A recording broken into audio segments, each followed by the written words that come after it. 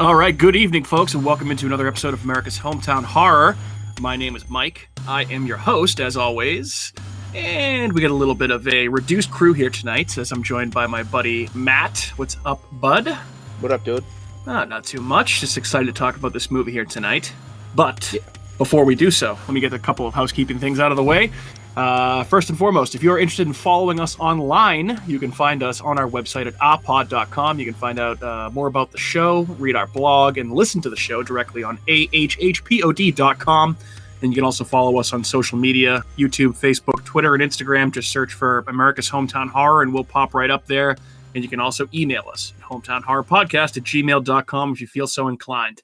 And then also we have two sponsors tonight, as always, first of which is Horror Facts Magazine. Find them at horrorfacts.com. Great resource for news, editorials, reviews, and horror podcasts, including ours.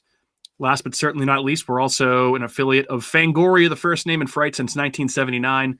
Head on over to Fangoria's shop at shop.fangoria.com/hometownhorrorpod, or you can use the code hometownhorrorpod at checkout for an exclusive 20% discount on any first-time magazine subscriptions and any Fangoria merchandise. So head on over and treat yourself to some sweet threads from our friends over at Fangoria. Yeah, so we're back for another episode of Found Footage February, which I gotta say, it's gonna be I don't really know that I'm gonna be able to have an experience like we did watching this movie with any of the other movies that we cover this month. And of course, we're talking about the Outwaters here, which you know, if you're a hardcore horror fan, this has probably popped up on your radar. I know, Matt, you and Andrew kind of first made me aware about this movie when you guys went to go see Terrifier 2 in theaters, and the trailer played before that movie, which kind of, you know, created a storm of anticipation and hype for this movie.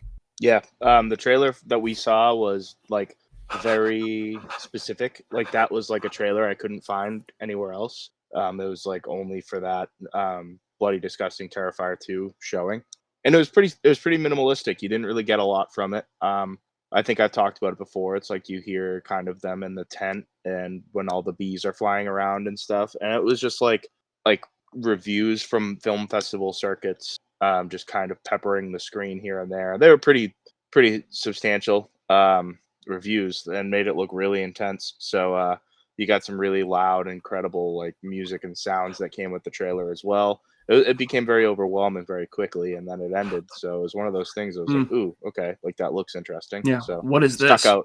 Yeah. Awesome. Yeah. So, and then, you know, I know we talked about this on the episode we did on Rec last week, but Matt and I were fortunate enough to be able to attend an advanced screening of this movie up in Salem, Mass, which is, you know, about, depending on traffic, an hour plus away from us down on the South Shore of Massachusetts. So we made the trek up there last Thursday, which is February 2nd. So we got to see the Outwaters a full week in advance. As of this recording, it's not out until this coming Thursday, which would be the 9th. And I'm sure, you know, we're probably going to recommend that you go see this in theaters if you can. Yeah, it's still going to be fairly limited of that. Yeah. My suggestion, and we'll get more into this in a second here. If you can find a showing of the Outwaters, if you're a horror fan, I'd recommend that you go check it out. But I don't want to kind of glaze past this, I should say. But what a cool experience being able to head up to the first advanced screening that we've ever been to as part of this show. We've never done one of those before, so being able to see a movie before it actually comes out, was a pretty cool opportunity. Yeah, I mean the place was packed. I was going to say, what did you think of the experience up there? I thought it was a lot of fun. It was a cool theater. It was just like it felt very exclusive. Like it was not big by any means. I would say that probably held 75 people, maybe less. Probably in around that area. Sold out for sure. Yeah, and like it was like a stage, like a theater stage, and I was kind of like, because we had all those like kind of screwball trailers that they played, which I loved that. I felt like I was watching a Grindhouse release, and I was like, oh, I hope the sound isn't this like bad the whole time. But when the sound really kicked on for the movie, I mean, it was immersifying. You were sucked into all of it. So it was a very cool, one of the most enjoyable and fun theatrical experience. Yeah, and I just think it was cool to be. Clearly, everybody that was there was, a hardcore, seasoned horror fan with, pretty high expectations of this movie. Mhm. And obviously, Salem, huge destination around Halloween time. I love going; it's a great experience. So if you can get up there at any point in time, I'd recommend going. But if there's, because they do play some, some hard to get horror movies up at this theater it's called Cinema Salem. And actually, so before the movie started, it was this whole thing was put on by Salem Horror Fest, which is a huge horror festival that they have every year up in Salem. One of the biggest in the Northeast, if not the biggest horror festival. And the whole movie was kind of introduced and kicked off by the director of Salem Horror Fest, Kay Lynch, who's also the creative director of the theater. So that was pretty cool. We got a little introduction to the movie, and then after that, we got a live performance by a musician named Tim Erickson, who made the music for the film, and he played one of his songs before the movie kicked off, which was just an extra cool little thing that was a cool song too. Most people won't get. Yeah, it was cool. It was it was like very like T-Bone Burnett season 1 of True Detective sounding was the vibe that I got from it. But yeah, it was cool. It was just like a little cherry on top of the sundae that made the experience that much cooler. I mean, it was just, I've never been to anything like that before, so I was just kind of blown away at how cool it was. And it was, there were a lot of people there. And again, it was just it was a fun environment to be in because it was sold out. It was packed. And I know I, unfortunately, because of the birth of my daughter, I had to miss the Terrifier 2 theater experience. And, it sounded like it was pretty cool. And I was jealous that you guys got to go and I didn't, but I'm happy that we got to go. And I wish Kat and Andrew could have come with us. Yeah. Because I would have loved to have heard their opinions on this movie. I think Andrew would have loved it. And I'm not quite sure how Kat would have felt about it. I don't think Kat would have liked it. Because I think she would have been like, what the fuck is happening? Yeah. I mean, which honestly, I would never begrudge anybody for having that thought about this movie, because I don't think Robbie Banfitch, the director, makes things very easy to understand, but I'm not saying that as a negative component to the film. I think it's just you are shown very little. A lot is implied and happens off screen. So, I mean, fuck it. Let's just bury the lead here. Let's get right into the Outwaters here. Because, we're not going to do any news or our watch list stuff. We're gonna record another episode that's going to come out next week. We'll talk with Andrew and Kat about those things, including more on The Last of Us, which episode 4, The Last of Us, dropped last night. Haven't seen it yet, but I will get to it. We all did watch Skinamarink, and I think that we have some pretty strong opinions on that movie, which certainly seems like it's the consensus out there is that you either love this or you hate it. And I think there's probably a lot, some of that between the 4 of us for Skinamarink. Yeah. So the Outwaters. I mean, I guess we'll go spoiler free at first here, because obviously this episode's going to be out before the movie drops, or maybe I'll drop it on Thursday when the movie's actually out. I don't know. We'll figure it out. But basically, if you have not heard of the Outwaters, this is the basic plot for this movie is that there are 3 memory cards that are found in the Mojave Desert. They contain the last few days of an LA filmmaker named Robbie, who's recruited into recording a music video in the desert with a small crew. And when they start recording, strange stuff starts happening all around them. Sonic booms throughout the night, weird sounds radiating from the earth, ground vibrating, and basically everything quickly escalates into what can only be described as a journey into hell. Again, go into this movie knowing no more than that. And I think that you'll be entertained, disturbed, intrigued, all of the above. As we mentioned, this was the first trailer for this kind of dropped in over 800 theaters before Terrifier 2, which is where this first popped onto our radar. Matt, do you want to give your opinion on this movie first? Do you want me to go first? I'll go first. Go for it. So I think I had a lot at stake going to see this because of how much I anticipated it.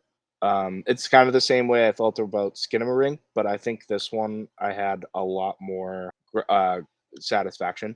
I liked the idea and the setup, and I liked the memory card thing because it also gave you like the acts. Like you have Act 1, Act 3, where okay, and like the first part of the movie is generally just setup. It's a lot of them kind of like partying and doing their music stuff and like that, like it's just kind of the basis for the film. And then you get into the second card, and that's where you're kind of setting all of the landscape.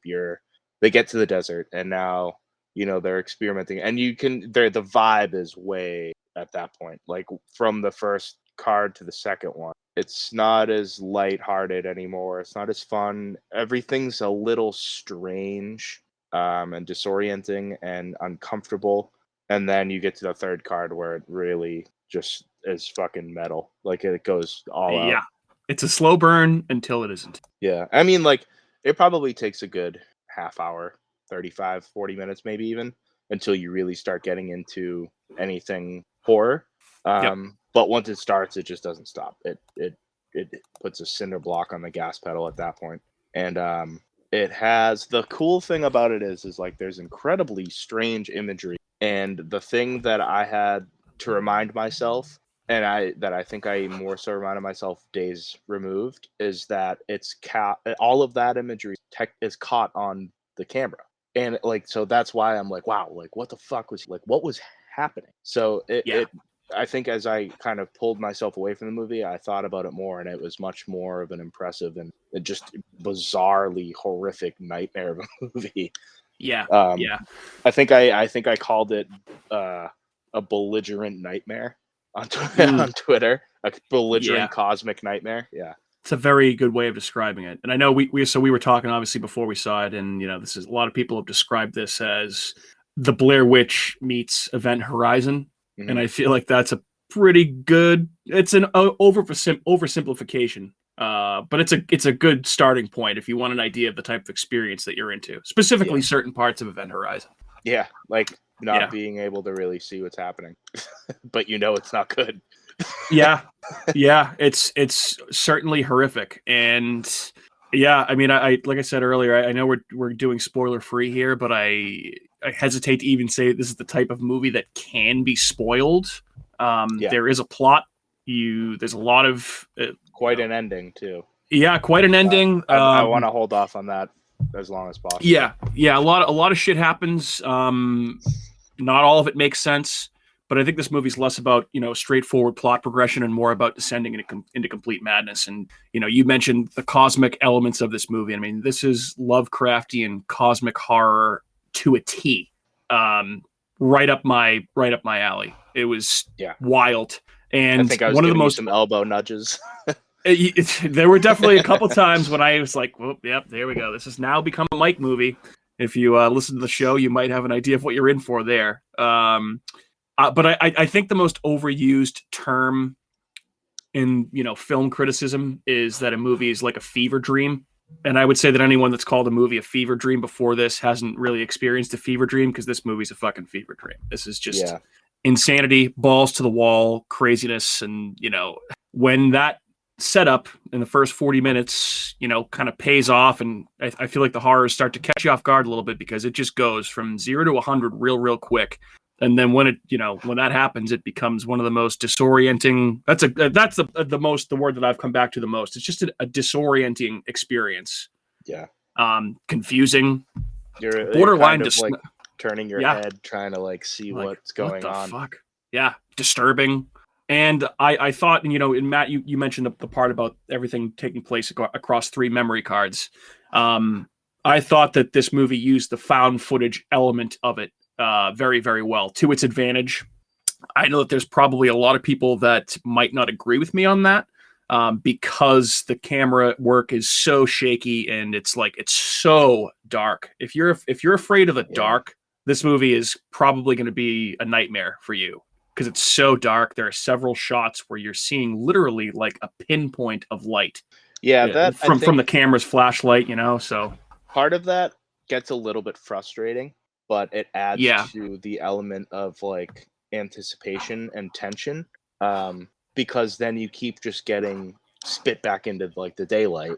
So you kind of keep going over it, there's layers to what ends up happening, but there's points in it when you're in the dark where you're like, what the fuck am I even looking at? And the camera's kind of on the ground for a little while at one point, and that's kind of you just hear everything, you hear a lot going on and you're trying to figure it out. But those points where it's only lit by that really small flashlight beam end up being some of the scariest parts of the movie. because you have no idea what that's going to pick up at any given point, and it picks up some pretty crazy shit. So Yeah, and I mean, obviously, a great film and a great filmmaker leaves you wanting more.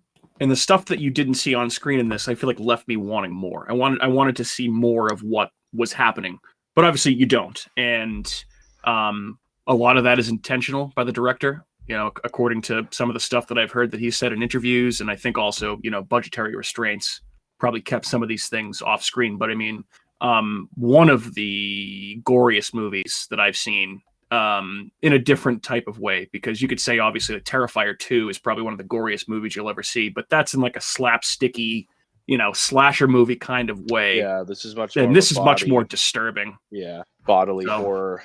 oh yeah, huge elements of body horror. So like, yeah, it's Kind of dips its toes there's into a lot. little bit of everything. Yeah, it's a lot. There's a lot going on with this movie. It's a lot to dissect and a lot to digest. And I mean, I feel like even so, we're now 4 days removed from seeing this, and I feel like my head is still spinning to a certain extent because it's just there's so much to digest about it. And I just think this is definitely a movie that's going to polarize people. I feel like this movie and Skinamarink are going to come up a lot in conversation and in comparison to one another because they were both came out at the beginning of the year around the same time. They're both kind of similar in a sense that they, you know, are minimalist films. Yeah.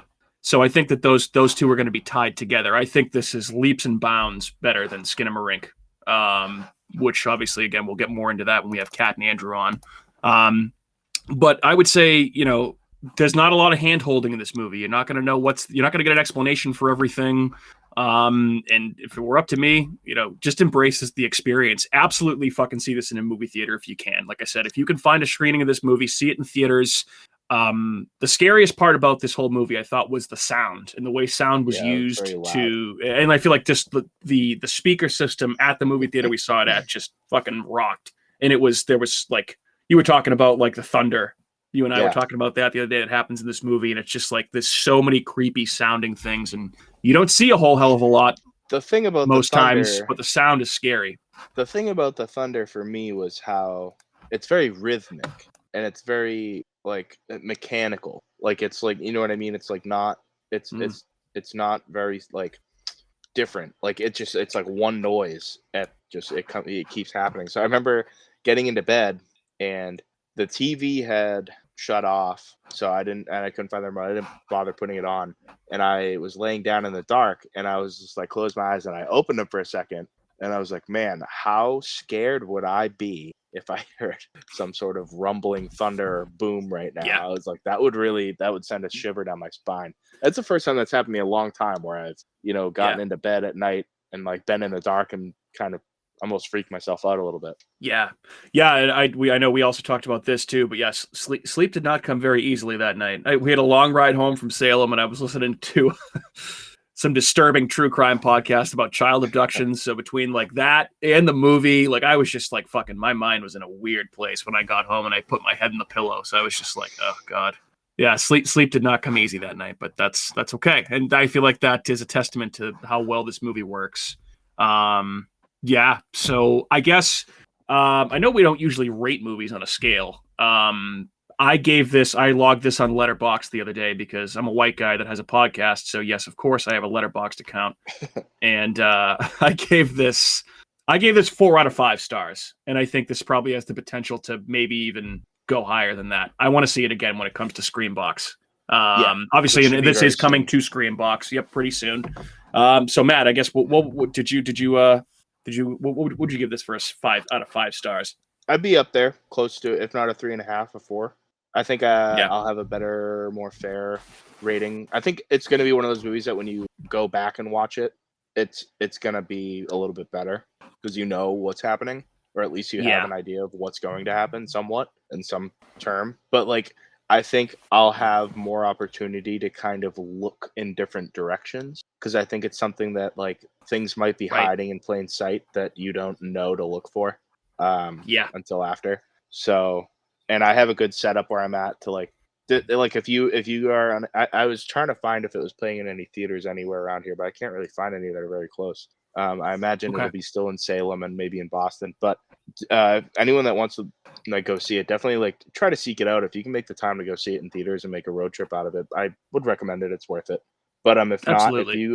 if you got a nice big TV and you can really make it dark in there and turn the volume up, that works too.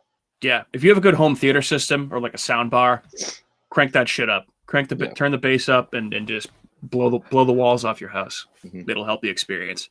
Okay, so I guess I know obviously it's still early in the year. I mean, the only other movie I've seen for a new big 2023 release that I could even compare this to is Skinamarink, and I think, as I already mentioned, this is better than Skinamarink.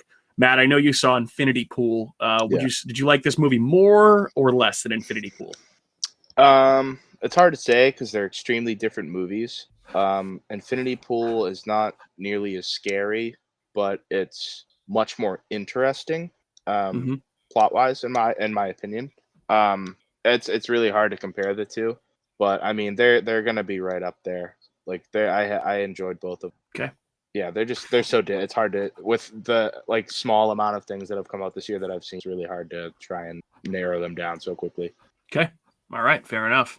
All right, cool. So I think that's probably all we can do, unless you have anything else you want to add, spoiler free.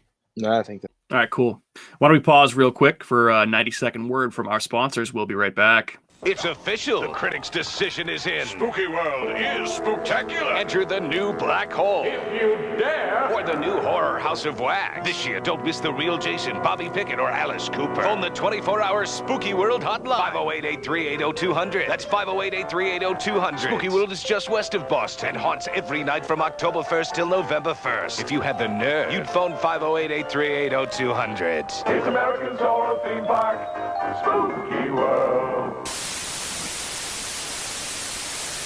Don't be scared. I'm the super sweet monster with the super sweet new cereal, Count Chocula. Biffle, here's the super sweet new cereal, Frankenberry. But I've got chocolate sweeties for monstrous chocolate flavor. Well, I've got berry-flavored sweeties for monster strawberry flavor. Count Chocula. Frankenberry. Hi. Frankenberry. Count Chocula. Sleepy Clovers. Alive! It's alive! It's alive! The new face of evil is going to scare you to death. Barrett's Haunted Mansion. It's killer this year. Then right next door to the Abington Ale House. Barrett's Haunted Mansion. Eat, drink, and be scary. Go to bhmansion.com. And we're back. Talking more of the Outwaters with you, listener. So again, spoiler talk now. So if you haven't seen the Outwaters, I guess, turn it off here and come back and listen after you've watched the movie. But as I mentioned, I mean, I don't even really know that this is a movie that you can spoil. I guess my main question, did you have any idea like what the fuck was going on most of the time with this? I just feel like it was so hard to understand. There was I had an idea. I knew that there was going to be some sort of hellish situation, but then it got me kind of in it. Once it really got going, I was like, maybe it's an alien movie. And then it started to really look like an alien movie for a little bit. Yeah, with like weird lights in the desert and all that. I was picking up those vibes too. There's like those they look like intestines, like moving around on the ground. Yeah. So, I alluded to this earlier, but, Mike likes worm movies, and there were definitely a bunch of slithering tentacles in this and implications of cosmic, intergalactic, or, otherworldly monsters. There is at least one huge creature that you can definitely see a small piece of, and there's just a lot of implications about what that might be. And then a tooth from said creature is used to do something to oneself that is very and utterly disturbing. Yeah, it comes out of nowhere. Yeah, I want to wait wild. before we get into that, because we don't have to get into that quite yet. It was just we were talking about like the thunder and the sounds in the distance. You mentioned it seemed like rhythmic, mechanical, almost like something was being summoned, right? That's the thing, characters is this a start monster? It's got to be some sort of demon or alien or something, right? I would think so. I mean, Because I think there's that's some sort of quantum leap that's happening at some point. Because you see him go through this like tunnel like multiple times, and yeah. it's like I thought he was going to be like reborn. I didn't know where the fuck it was going to go. Yeah, I didn't either. But I mean, yeah, I guess if you're familiar with like Lovecraftian cosmic horror, there's definitely something not necessarily extraterrestrial alien, but something alien was afoot in the Mojave Desert. You know, you start to see little things at first. We talked about the sounds that they hear in the distance, and then I thought one of the creepiest parts of the whole thing is when whoever was running the sound. I don't know if it was Robbie's brother or if it was Robbie himself, but when he stuck that microphone down into the cave and you could just hear all those sounds down coming from the earth, that was fucking creepy.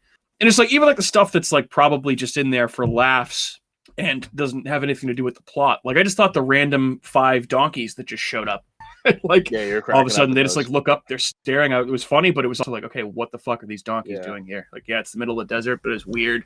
And yeah, I mean, it's just a wild experience. Well, like, because you're like pretty much there's points of the movie that you're almost watching him experience his own out of body. Right. It kind of like repeats like the main night where everything hits the fan like 2 or 3 times. Like he keeps going back to these tents and like they're there, then they're not there, but then they're there again, and then it's like it's before they even left the tent. So, but they're all covered in blood anyway. So it's like it got a little confusing at those points. But I think that was just part of like the torment that he's going through is like it's just constantly him just being like, hello, like it's can someone help me? Like and just being like you're just I think that's why they say like see what Robbie saw. Like it's just like this is like the mania that he had to like endure and go through, and then it spits him out into the daytime. And he's like when he was like pulling that like I don't know what it was. It was some sort of like extra skin like off his toes and stuff. Like that like membrane. Yeah, that was wild. Yeah, gross. But I mean, the thought, the way that they shoot this, obviously the darkness plays a huge part, but then they do such a good job of just showing you the endless void and the expansiveness of the Mojave Desert. It's just wild. And then, like you mentioned, like so much of the last third of the movie is just Robbie's character. So I don't know if we mentioned this or not, but so Robbie Banfitch, who wrote and directed the movie, also is the star of the movie. One of the 4 main people in the movie. Essentially, it's just him running around pleading for help, and there's nobody that can help him, and it's just fucking so scary. That by itself is scary, and then you throw in all the imagery and the weird things that are happening. In addition to that, and it just kind of kicks it up to a whole different level of terror. Because you see him, it's just an unsettling movie. When he goes outside the like second, I think it's the second night. I don't think they make it to a third night. And he goes out of the tent and you can see the silhouette of like a person standing up. Well, earlier in the movie when they first get to the desert, he finds a pickaxe on the top of like a dune, which is like, what the fuck? Where did this come from? And then you see somebody that second night, because the first night all they hear is that weird thunder and noise and bees, and you're like, it's fucking dark out. Why are there bees? I can't believe we haven't brought up the bees yet. I fucking hate bees. They terrify me. The bee stuff was creepy. But and like even in the daytime, like that second day, they're like, what the fuck is with all these bees? And it's like, why are there bees? There's no flowers. There's nothing to be pollinated. They're in the desert. So it's just very bizarre. And then he sees that guy at night, and then it goes dark, and then that's when everything hits. Yeah, which you wonder with the way that things kind of keep resetting, and you mentioned he keeps like waking up in the tent, and everything kind of just resets to a point. Maybe he was seeing some sort of alternate version of himself. Yeah, maybe. I think it's. I don't know. I think it's some sort of. I think they end up in some sort of black hole or something where he's reliving, and like it's one of those alternate universes. He's not a good dude, and you know what I mean. And he ends up attacking himself and then everyone else. And at what point is the original Robbie the original? You know what I mean? Like, we could get to a point where that's not even the Robbie we start the story with. And I think I think you're right. What happened. I think you are right. Yeah. This is one of those movies that you got to kind of like really work through and like discuss and think about. But as you do, it becomes very, very interesting. And that's why I think going back and rewatching this, I'm going to really be stoked about it. Me too. And I think that's also what makes this interesting is that, a lot of time we're reviewing a movie that's, that is newly released, but we're not seeing it in advance of a screening. So there's like, you can look up like a recap of the plot and like refresh yourself on certain details. I couldn't find anything out there right now about, describing the plot, even if we wanted to do that. The only thing that's out there right now is just reviews that are very scarce on details. So it's like there's not a whole lot of analysis out there on what this movie is, truly about or what truly may be happening. Now, I'm sure we'll get that once more people start to see this in theaters, Absolutely. without a doubt. This is going to be picked over and dissected by, I think, and just movie fans alike. Although I would say this is definitely not. This movie is here to kick the shit out of you, and this is not a movie for the faint of heart. This is for your serious, hardcore horror fan. This isn't a mainstream movie by any means. No. I mean, you're not.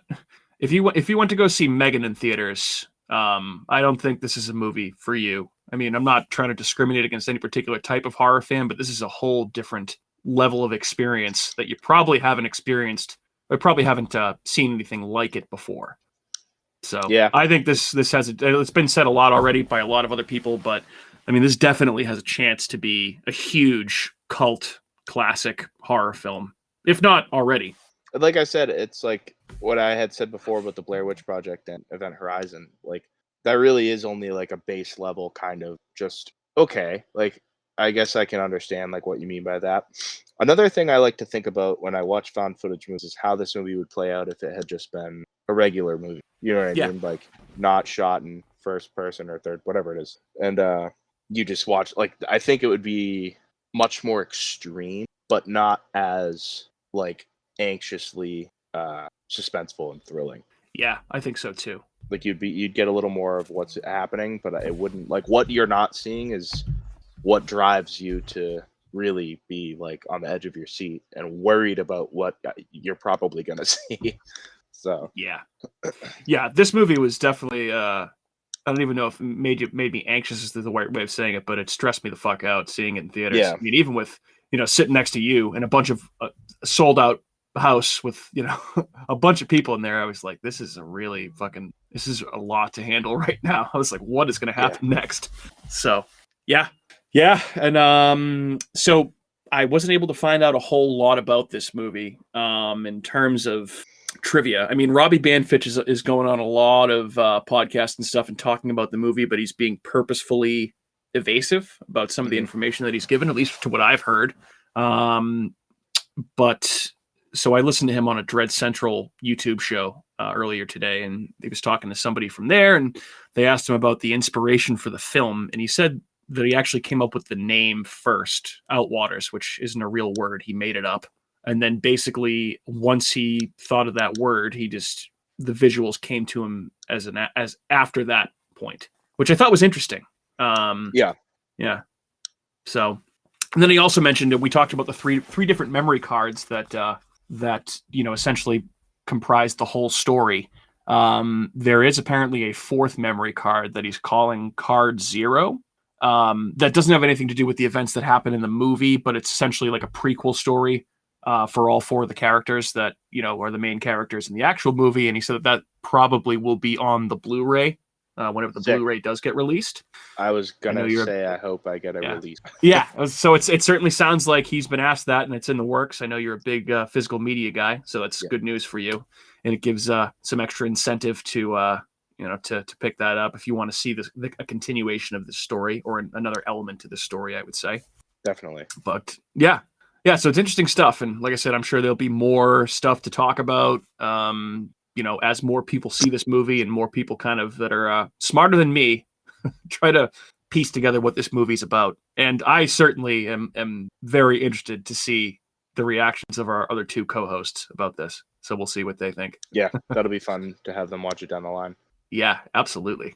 Because I think it holds you off for so long, and then you get such a monster sucker punch at the end. Because you're like, am I gonna you almost get to the point that you're like, during it, at least in my mind, I'm like, what is this guy gonna show me? What am I about to see? Like, how far is this gonna go? And then you kind of it kind of mulls around for a little while. It gets a little repetitive, so you're kind of like, am I gonna see anything? Like, and then you see it all. You see some pretty horrific shit at the end. So Yeah, you the do. ending I thought was wild. I think Yeah, let's everybody talk in the about- theater thought it was wild. Let's talk about the ending. Or I guess at what point do you start considering it the ending and with what happens?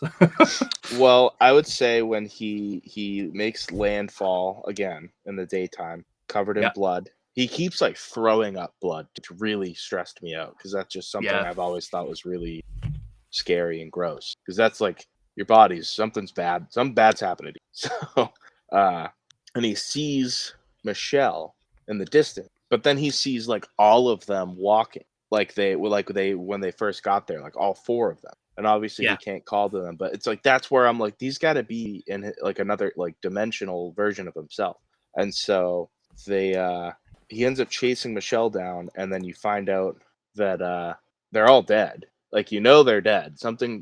You see glimpses throughout the movie and piles of remains. Like it's like not even like body parts. It's just like obliterated mush of body Viscera.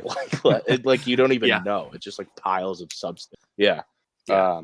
And then you get the 3 sticks, and you think it's like those like intestinal snake things, but it goes up and you have the 3 heads on the poles. Yeah. And Yeah, that was "Oh, gross. Jesus Christ. They Shades look of fucked up. yeah, shades of Hereditary. Yeah, absolutely. I thought the same thing. It's like, wow, that's Yeah. that's a decapitated head if I've ever seen. Yeah, that was that was fucked up. Awesome practical effects. Everything in this is practical, by the way. Yeah, and then you get like we said earlier, some glimpses of otherworldly or other dimensionally or straight from hell creatures, monsters, aliens, whatever you want to call them. You don't see a whole hell of a lot, but what you do see is pretty cool looking and creepy looking and gross.